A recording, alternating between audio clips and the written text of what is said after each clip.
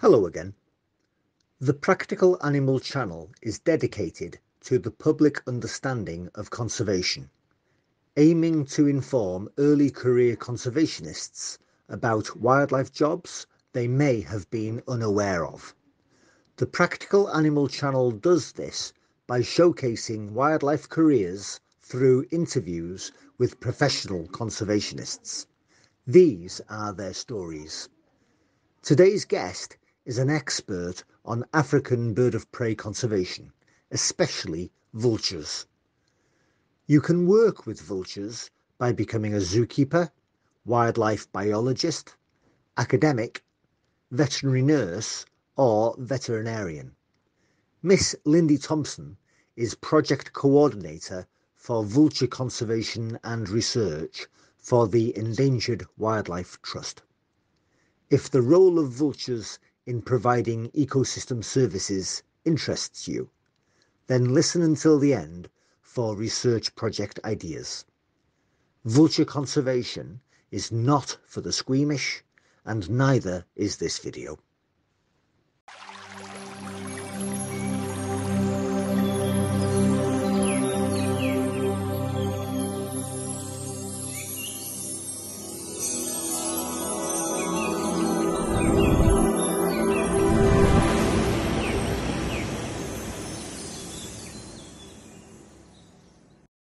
Lindy, you work with vultures. Please, can you explain what you do? I work for the Endangered Wildlife Trust, and I'm on the Birds of Prey program team within that company. So it's a conservation organization that does nature conservation all across South Africa. There's over 110 employees, and there's 5 of us in the Birds of Prey program. So my remit is working on vulture conservation and research, and it's a whole mixed bag. 2 days are never the same. It's always different, which I really love. So trying to protect the birds, basically, a little bit of research, but mostly trying to protect them. Do you work exclusively with free-living vultures, or do you work with vultures in captivity as well?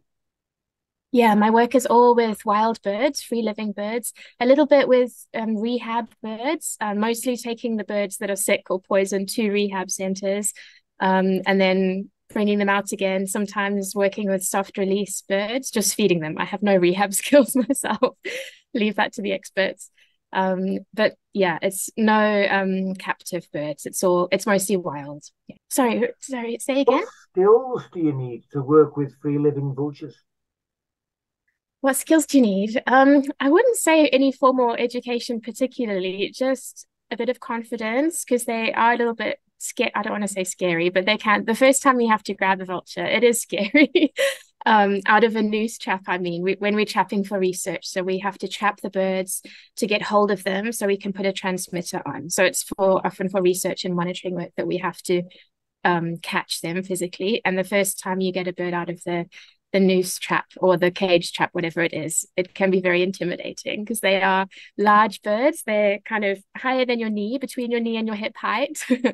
And obviously they want to defend themselves. So they look a little bit intense when you're facing them.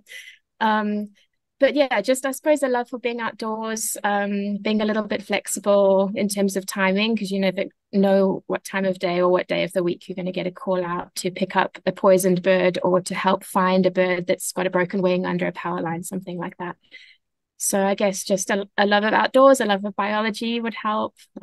People skills surprised me a lot. I only realized this a few years ago that everything's all about people. You go into conservation work thinking you're going to work with animals, but actually people are the most important part of it.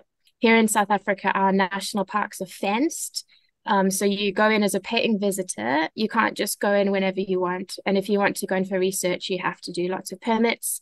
And get landowner permissions, or if it's a privately owned piece of land, again, it's fenced and you have to get private permission. So I guess that's what I'm talking about when I say it's all about people. It's when you want access to monitor the birds, wild vultures and their nests, for example, or do road counts to count wild vultures flying overhead, whatever it is that you're doing work-wise, you need people to like you so that they let you onto their land.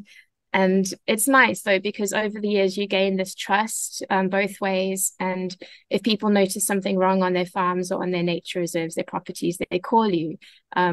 They tell you what they've seen and they ask you for their advice. So it's nice to build up that relationship. But what sort of other projects are you involved with Vultures? Yeah, some of the other projects that I'm involved with are working with students. So I co-supervise a handful of postgrad students, masters and PhDs, and that lets me keep my hand in with research, which I really love.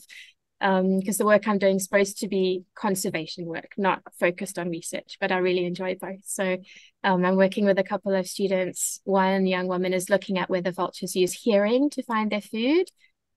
We read a study in Kenya a few years ago that showed that vultures, and I think it was some corvids as well, do use hearing to find their food. They respond to the sound of predators feeding, and they had quite good response rates. So this lady in South Africa is working on that, trying to replicate that study, make it a little bit bigger.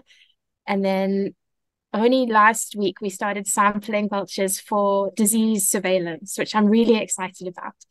There's a lot of people, a lot of greenies like me, conservationists, put the message out there far and wide that vultures stop the spread of disease or they minimize it. So that's one of the reasons we use why people should conserve vultures, because they're doing us this service of cleaning the environment for free.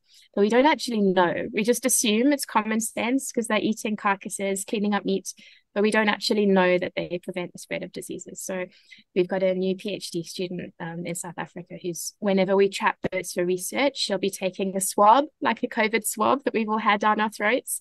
She'll be taking that and using that to look at what viruses the bird might have, things like bird flu, which is really topical at the moment, avian malaria, all sorts of parasites and stuff she's looking for. So I'm really excited to see what she finds. Why is the work that you do important? I think everything needs conserving these days. I often think it's just vultures, but when I read other studies or newspaper articles, I realize everything is in demise, like nature-wise, and wild species are all struggling. But vultures are especially important. Firstly, they're very, very endangered. Most species in Africa are critically endangered or endangered.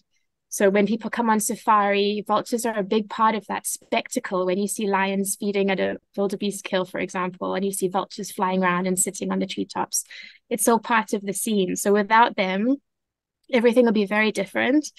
But that's just the value of the birds, I guess, like intrinsic value. There's also the ecosystem services they provide. So I've mentioned the health reasons for conserving them. And also they play a big role in nutrient cycling as well. So they gobble up all that food and help digest it and get it back into the ecosystem. So I think we take them for granted. Like you say, we grow up watching Disney movies where the vultures are the bad guys or they're evil or they're vilified, and politicians are called vultures as an insult, when it should be this huge compliment, these majestic birds flying all across Africa and other countries too. Yeah, they have a bad rap, I think. They deserve better. That's a wonderful answer. Which leads me on to another similar question. I mean, you're obviously hooked on vultures.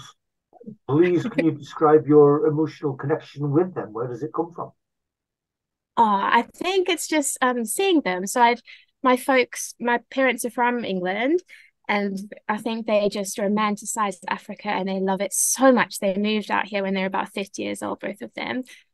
So every chance they got, they took me and my sister to game reserves for our holidays. So they really instilled this love of nature in us. But I don't know, I guess I didn't pay too much attention to any one thing. So vultures were just like everything else to me. And then I started working on a project on them in 2015. And the first day I was taken to a poisoning scene. I was in a meeting with one of my mentors and he got a call, please assist. There's been a mass wildlife poisoning half an hour's drive away. So I tagged along with him, and 64 vultures had been poisoned and one tawny eagle. And it was on a hunting farm. So the guys who were there hunting stopped their activities that they'd paid for and they assisted us piling up the carcasses, and we burned them. So that was kind of a horrific introduction. It was like being at a funeral. It was awful, all these dead carcasses everywhere. And then the next day, I tried again, a meeting with the same mentor, take two. And then he got a call that there was a young elephant that had been electrocuted on a fence, sadly.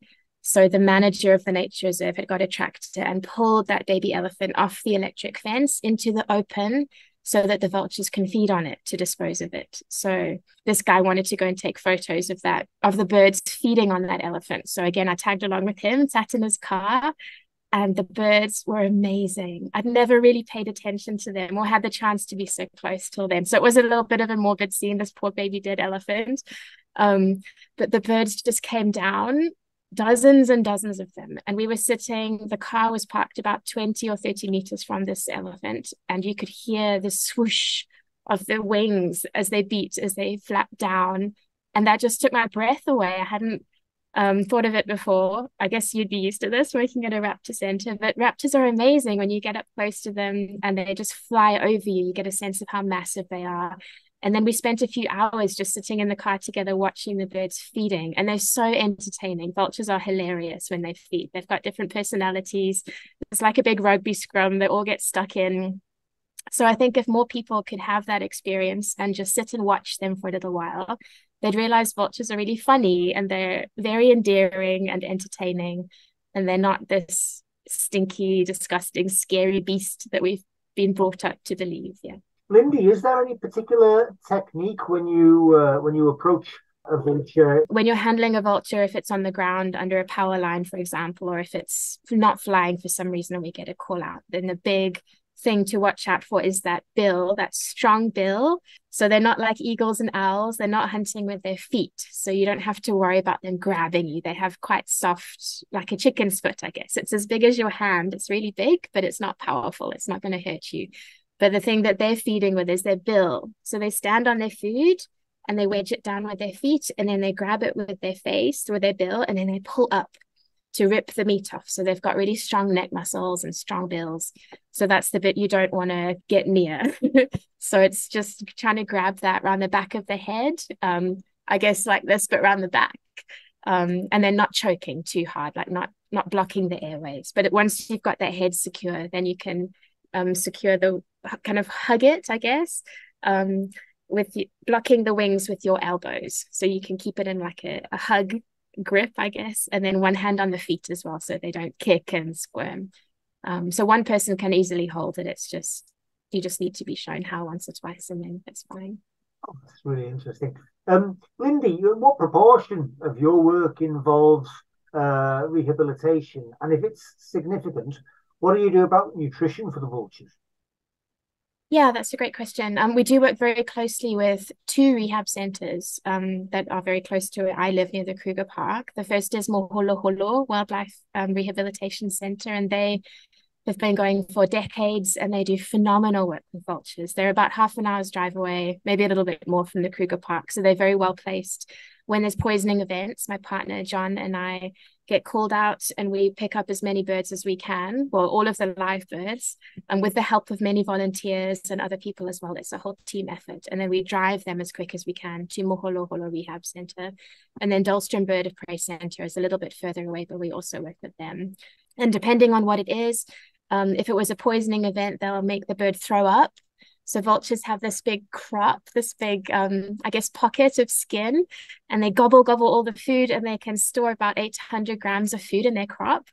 So if they've been poisoned, they'll have a lot of food that they've just been eating the poison bait, and you can massage it, try and get the meat out, make them throw up. And if they don't throw up that way, you can actually hold the bird upside down. Sorry, I was trying to mime holding it upside down there, and shake it. And the first time a rehabber told me to do that, I thought, I know she's off her rocker, this one. But she said, do it now, quickly. It needs to puke. It needs to get rid of that poisoned meat in its mouth and in its system. So that's another way to try and make them throw up. And then you can treat it if it's poisoned, give it atropine, sulfate, and fluids. Or if it's been hurt and you're not sure what the reason is, then you do an exam, just feel the wings, feel the legs for breaks. Yeah. Different treatments, but often veterinary care is required. They'll need an x-ray or something like that, and veterinary advice as well. Fascinating, absolutely fascinating. Lindy, for anybody watching this, I'm thinking, yeah, actually, this sounds really interesting. This is something that I would like to get further involved with. Please, can you describe how your own career developed? I studied in the UK. I went to Edinburgh University and studied biology there, and then Reading University and studied wildlife management. And then I had to volunteer. I think a lot of people volunteer for all sorts of careers. I used to think it was just a conservation field where people are forced to volunteer to get experience. But when I was younger, I had a friend doing HR, And she also volunteered, which I couldn't believe. So I guess it's maybe those times have changed, or maybe it's still the case, but I think it's a great idea to volunteer if you can afford it. That's another thing. If you kind of, it's not fair that some people can't afford. But anyway, it just gives you some experience, and shows you whether you like a certain work, or if you don't like it, that's equally valuable. And it importantly also gives you access to different people, so your network expands. So I did a lot of volunteering. I worked for the RSPB on two reserves, Dorset and the Loch of Strathbeg, and they were both amazing, amazing places which I would have loved to stay at. So I'd recommend anyone in the UK or close to the UK try the RSPB for volunteering. They have over 100 reserves, and they give you free accommodation while you're working there, while you're getting experience. And then I went to India, volunteered for 6 months with the IUCN on a mangroves project. It was just after the tsunami had hit. So that was very important back then. And then I went to Australia, did some volunteering there. And then I finally came back to South Africa, which is where I'm from, which is my goal. That's where I wanted to end up. So all sorts of different things. And then I slowly got into birds. It was very slow, but I had a bunch of friends when I was studying at university here in South Africa, and they were so passionate. And I think when someone's really enthusiastic, it just rubs off on you, whatever they're talking about. Yeah, so I just fell into birds that way. You're involved with the IUCN Vulture Specialist Group, is that right? What does that mean? Yes. Yeah, so the IUCN has specialist groups, species survival commissions for all sorts of different things, different taxa of plants and animals. And I think they all possibly work a little bit differently depending on the group of people that's involved. So I'm part of the vulture specialist group, as you said, and we try and work together to support vulture conservation and further the research to fill in knowledge gaps. So it's kind of like a network of people all over the world who care a lot about vultures, whether you're employed like me at the moment working on them, or for example, yourself as someone who's done a lot of stuff in the past on raptors. Anyone with a passion for vultures can join. And then it's up to you. You give as much of your time as you can. So it's a voluntary thing. But yeah, just trying to work and share knowledge and do as much as we can to further the aim of vulture conservation. Fantastic. Lindy, how would you describe vulture conservation in Africa today? Yo, that's a really good question. I teeter between getting depressed about it and then feeling really optimistic. Um, I think things are getting I think things are getting better for vultures in terms of the number of organizations involved in their conservation and the number of madly keen, passionate people who are doing everything they can to help these birds. So that gives me a lot of hope. But at the moment, African vultures are just being nailed by a lot of different threats, but the biggest one is poisoning. So here in South Africa and West Africa as well, the whole West African region, for various reasons. Traditional medicine, I mentioned before, some people call it belief-based use, meaning that it's a cultural use for the vultures, especially in Nigeria, different countries around West Africa. They're struggling, and it's not sustainable, this use of the birds in this way, this mass killing of birds for traditional medicine and other things. So yeah, we're battling with that. But yeah, as I said, my partner is one of those people, for example, that's just doing everything they can to help stop poisoning. So he's rounded up a team of wildlife vets here in the little town that I live in near the Kruger Park. There's 12 wildlife vets. Can you believe it? We're so lucky to have all these people who specialize in wildlife medicine, and they're lovely, lovely people. And they are the next 2 days, we've got a practical workshop where we'll be trapping vultures so they can handle them. Because I think as vets, depending which university you go to, often they don't get experience with birds, or they might just get a few short weeks working on chickens, and that's the only exposure to birds. So they don't know how to hold vultures or treat them, even though they've been to vet school for 6 years. So my partner, John, he's spent the last few months making a training workshop just for this first aid.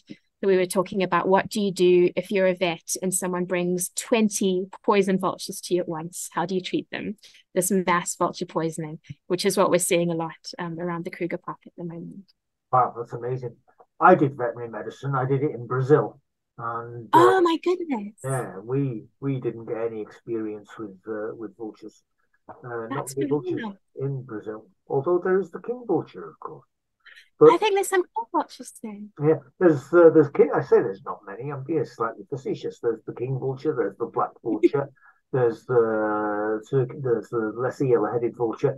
But no, we were lucky if we got close to a chicken. Really, that sounds absolutely amazing. What your partner is doing. That sounds absolutely Oh, he's fantastic. amazing. Yeah, Yeah, he's an inspiration. yeah. Lindy, how would you describe? How do you anticipate vulture conservation proceeding over the next 10 years? Oh, I think we need a lot more help. We need a lot more money, and people to just care about them. Like we talked before, how we just need more action, whether it's from governments or whether it's more NGOs or the public, ideally all three working together. Yeah, and I guess maybe some involvement from the pharmaceutical companies who make, well, not pharmaceutical companies, the poisons that are used are actually pesticides, they're agricultural chemicals. So if those companies could get on board and, I don't know, make them safer somehow, or because we already have great legislation governing their use, but they're still in circulation. Anyone can get access to these pesticides and use them for poisoning. So I'm not sure how it's going to go, to be honest, or what the solutions are. But yeah, I just know it can't keep going on like this for vultures. They're not going to last much longer if it does, with all these poisonings. Lindy, how many species of vulture do you work with routinely, and what species are they? Two. The two species I work with most commonly are the white-backed vulture, which is about between 4 and 5 kilograms, which is pretty heavy for a bird. And that's the most common. 90% of the vultures that you see in the Kruger National Park is that species, the white-backed vulture.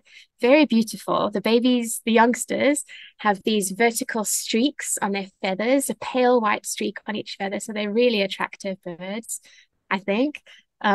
And then the smaller hooded vulture is the less common one, but I'd say the second most common species that I work with and that we get in the wild here in the northeastern corner of South Africa. And those are my favorites, John. They're so cute. They're a little bit less than 2 kilograms, and you can hold it under your arm like a rugby ball. And they've got a little skinny bill. They just pick up small scraps of meat while the other birds are feeding on the big chunks of meat. So these little skinny billed hooded vultures, people call them the toothpick. Um, and being a ginger, I blush when I'm nervous or embarrassed. And these little hooded vultures, they have pale faces, and when they get excited, they blush pink. So I really I identify with them a lot, and they're just so sweet and lovely. And yeah, they're my favorite, the hooded vulture. Lindy, somebody watching this who's been inspired, who wants to work with vultures, who wants to do what you do. What advice can you offer them? I think if someone wants to work with birds of prey, vultures, for example, I think getting some practical experience is really important. So that can be through your local bird club. You could go and volunteer at a veterinary practice and ask if they do any work with birds, even a pet shop. I think the best would probably be a raptor rehab center, like we mentioned before, those places that are receiving injured birds of prey and might need an extra pair of hands to hold. I did that for almost a year, and it's not glamorous. Most of it is cleaning poop in bird cages, but it needs to be done and it's part of the job. So yeah, I think just getting some practical experience, just reach out. It's all about just making connections and yeah, pestering people until they take you on board, first for voluntary work and then for a job. You say you need a degree to do the job, Lindy? Yeah, so I think experience is more important than formal education in this respect. Yeah. Which books or people or meetings have influenced your own thinking about vulture conservation, Lindy? There's a lot of heroes that I look up to. I tend to put people on pedestals, but Sonia Kruger is one of them. Dr. Sonia Kruger, she works for Ezemvelo KZN Wildlife, which is a provincial nature conservation body here in South Africa. And I saw her do a talk back in 2012 in Tanzania. I was a student and I was listening at this scientific conference, and this lady, Sonia, stood up at the front of the room and talked about bearded vultures in Lesotho and Swaziland and how they're at risk from wind developments because these wind turbines go up in the same place where the vultures breed. And she talked about how her vultures are probably going to get wiped out in the next 20, 30 years. And I thought, oh, how depressing. But she was so inspiring. She didn't give up. She was just so optimistic and hardworking. And I just wanted to give her a standing ovation when I saw that talk. So yeah, there's a handful of people like that who are just amazing. Yeah, and they're really inspiring. Lindy, for somebody who is perhaps in their final year of higher education, contemplating a thesis or a dissertation, could you suggest some where there is a gap in research or what research would be useful for vultures? That's a good one. There's a lot of studies, some studies going on at the moment about people's perceptions of vultures, and what people use traditional medicine for in different countries. So there's a few studies like that, and there's a lot of countries where that's not been done in Africa. So that could be one thing. There's a lot of birds that have been tracked with the tracking devices or transmitters at the moment. And I think the world is your oyster when it comes to movement ecology. So if they were interested in the movements of birds and what might be driving that, and differences, regional differences, for example, or species differences, that could also be something really good to study. I think the poisoning, yeah, it's the biggest threat for sure. So if someone could come up with a way to minimize that or treat it better, I'm not sure exactly what needs to be done besides stopping the poisoning. But yeah, that's the biggest threat they're facing at the moment. And that's the pesticides and whether Yeah, or not an alternative active ingredient could be isolated to yeah, be substituted for the current active yeah, ingredient and therefore yeah, not affecting the vultures. something like that. Yeah. Lindy, is there anything you'd like to add? No, this has been so nice. It was really lovely to meet you, John. Thank you so much for doing this. It's really important to just, yeah, I think give people advice. When I came out of my degree, I had no clue where to get started. So I think this is a lovely resource for people to use. Oh, thank you very much, Lindy. That's exactly the aim of these conversations, really. Project coordinator for vulture conservation and research for the Endangered Wildlife Trust. Yeah, That's bit of a fantastic. mouthful. Lindy Thompson, thank you very much indeed for being on the Practical Animal Channel. Thank you so much, John. What a pleasure it was talking to you. Thanks for having me.